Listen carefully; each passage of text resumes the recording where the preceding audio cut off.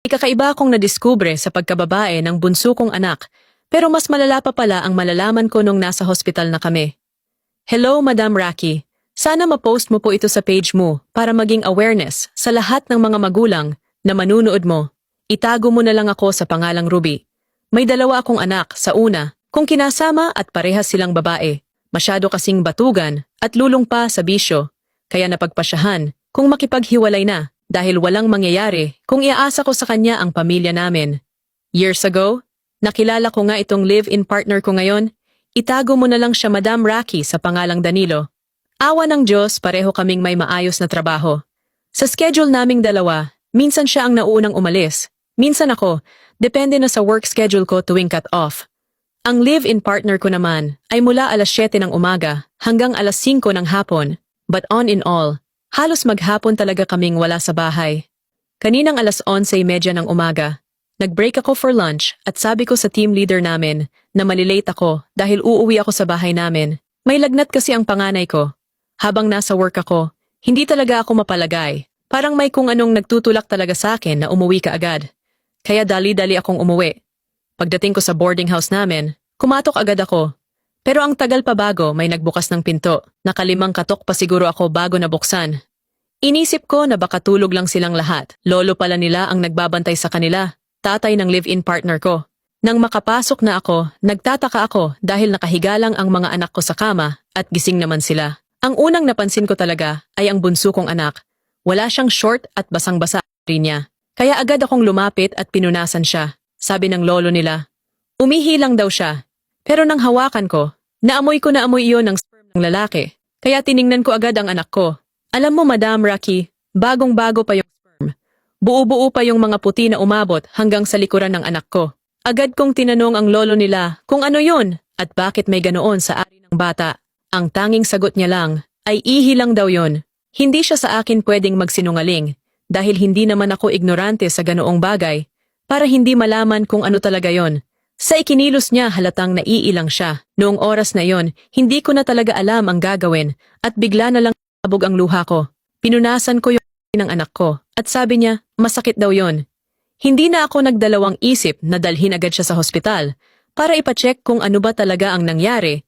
Isinama ko na din ang panganay ko dahil mahirap na kapag iniwan ko siya kasama ang kanyang lolo at noong nasa public hospital na kami, sabi nila, hindi daw maibibigay ang resulta kapag wala pang police request or blotter. Pero gusto ko na talagang malaman, ganito ba talaga ang batas? Gusto ko nang malaman agad ang resulta ng ginawang check-up sa anak ko.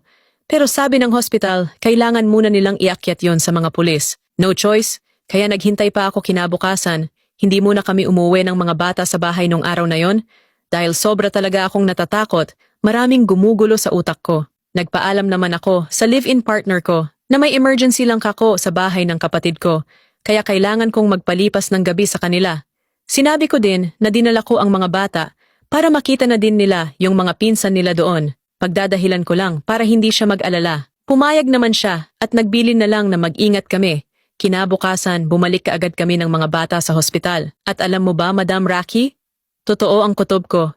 Hinalay nga ng lolo nila ang anak ko. Sobrang sakit noon para sa akin bilang ina nila. Yung taong pinagkatiwalaan namin ang siya pa mismong sumira sa buhay ng bunso ko. At alam mo, Madam Raki, kung ano pa ang mas masakit? Umamin din sa akin ang panganay kong anak na ginawa din daw yun sa kanya ng lolo niya. Lagi daw yun kapag wala kami sa bahay. Pinapaliguan lang daw sila agad ng lolo nila kapag tapos na yung panghahalay sa kanila. Isipin niyo yun, Madam Raki. Hindi lang isa ang biktima sa nangyaring panghahalay sa mga anak ko, kundi dalawa sila. Para na akong mababaliw sa kakaisip, Madam Raki. Sobrang sakit dahil ginamit ang pagiging inosente ng mga bata ng isang demonyo. Agad na ayos ng mga pulis ang warrant of arrest sa tatay ng live-in partner ko. Kasama ko ang mga pulis noon na nagpunta doon sa tinutuluyan namin. Nagulat pa siya noong nakita niya ako na may kasamang pulis. Hindi naman na siya nalaban kaya agad siyang pinusasan ng mga pulis. Thanks God pa rin dahil hindi siya tumakas noong araw na umalis kami. At ngayon nakakulong na siya. Sinabi ko sa live-in partner ko ang lahat. At maging siya ay nabigla sa nalaman niya. Pinakiusapan pa niya ako. Naiurong na lang ang demanda at paaalisin na lang daw namin ang ama niya sa bahay. Pero bilang ina, ako pa rin ang masusunod at wala siyang magagawa.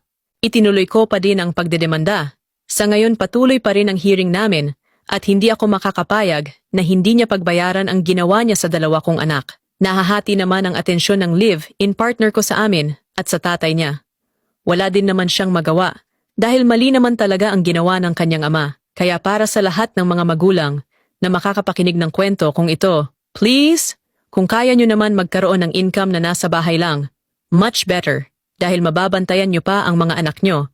Now kung ang trabaho nyo naman ay malayo sa mga anak nyo, iwanan nyo sila sa mapagkakatiwalaang tao gaya ng nanay nyo or kapatid. Pero kung okay naman ang income ng mga partner nyo, mas maganda kayo na lang mismo ang mag-alaga sa kanila dahil aanhin nyo naman ang magandang trabaho at sweldo kung mapapahamak naman ang iyong sariling pamilya. At sa nangyari sa akin, sobra talaga akong nagsisisi na sana ako na lang ang nag-alaga sa kanila. Muli lagi sana tayong maging wais sa pagpili ng mga taong pagkakatiwalaan natin dahil kung minsan, kung sino pa yung pinagkakatiwalaan mo, siya pa ang palihim na sisira sa buhay mo. Maraming salamat po Madam Rocky sa oras mo sa pagbabasa ng kwento kung ito. God bless po sa ating lahat.